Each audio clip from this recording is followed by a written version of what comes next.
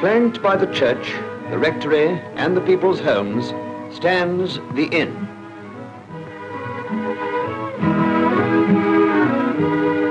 In its shade and beneath its roof, men of all degrees and of all opinions meet in comradeship and comfort.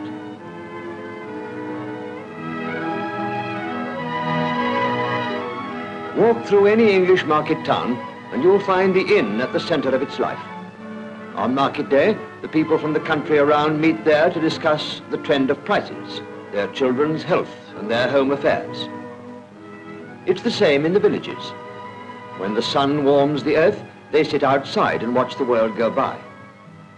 At the English inn today, there is a hospitality that to the host is just as much a sacred charge as it was to the monks and barons in the Middle Ages, who first gave bread and ale to travelers.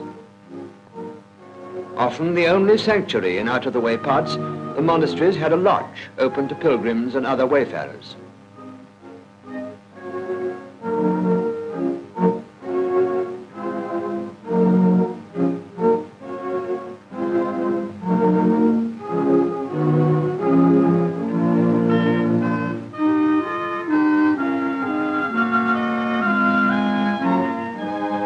Later, these lodges became separate establishments and were eventually run as inns, under such signs as the Pilgrim's Inn.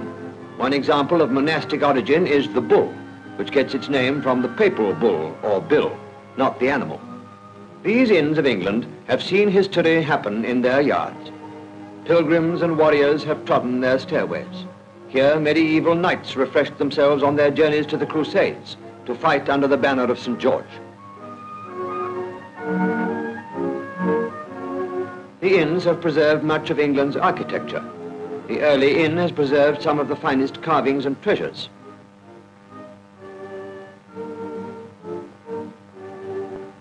Like the church, it was a sanctuary. Hence, most of these carvings have a religious meaning.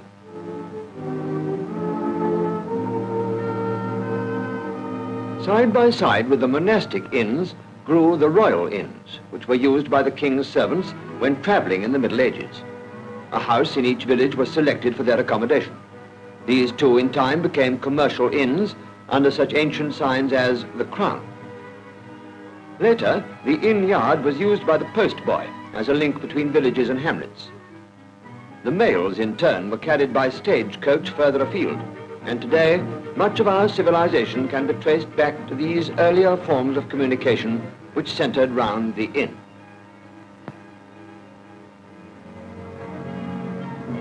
As the inns grew more important, their yards grew larger and galleries were added.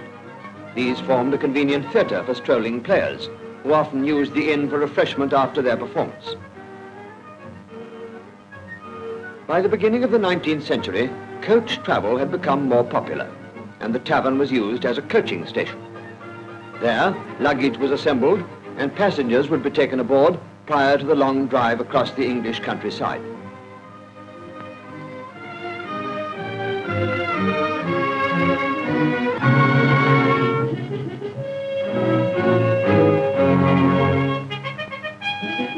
Mail coaches built for speed used the inns as halts, where fresh teams of horses were changed in a matter of seconds.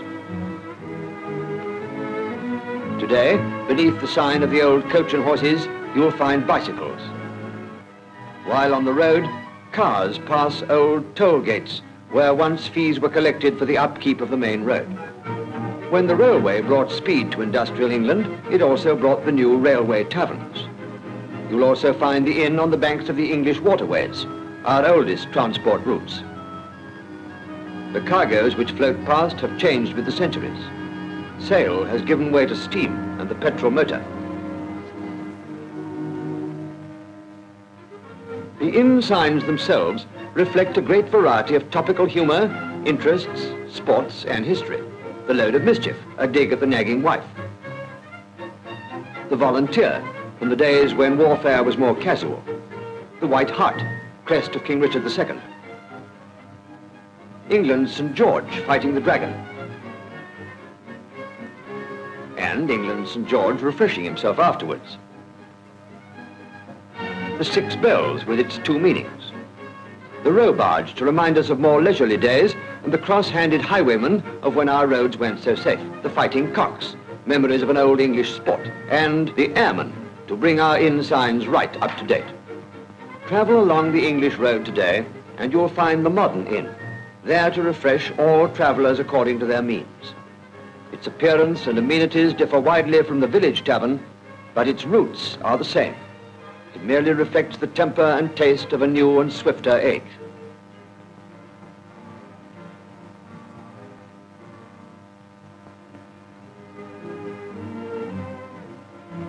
The inn parlour today is used by the local people for communal purposes of a different kind. Air raid wardens use it as their meeting place to discuss how to tackle a new type of incendiary bomb. In the back room of another inn, members of the local fire service are learning how to use some new equipment.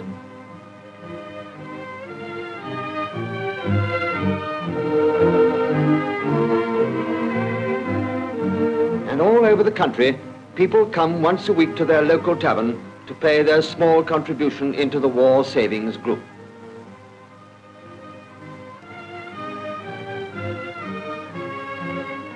The Home Guard have used the inn as a meeting place ever since they were a small, eager body of men hastily organized for home defense.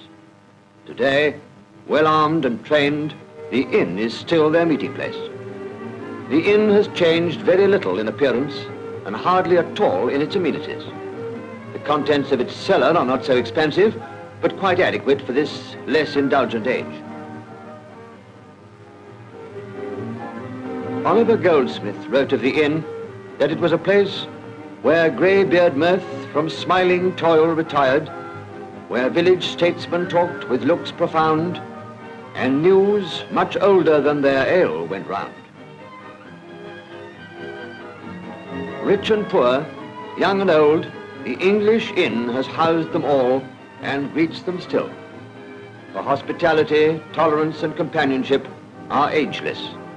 And at the inn, each of them is merely a new arrival at a feast that never ends.